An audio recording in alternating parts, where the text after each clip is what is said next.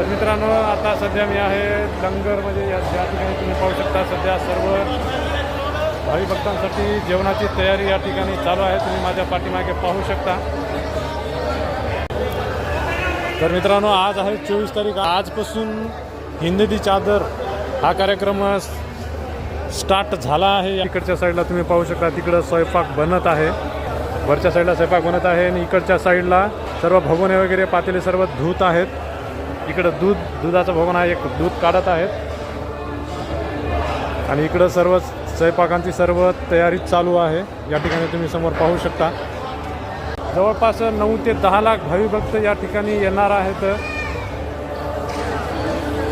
या ठिकाणी तुम्ही पाहू शकता, भावी भक्तांच्या सोयीसाठी या ठिकाणी सर्व सुविधा, जेवणाची व्यवस्थाची या ठिकाणी प्रोग्राम चालू आहे.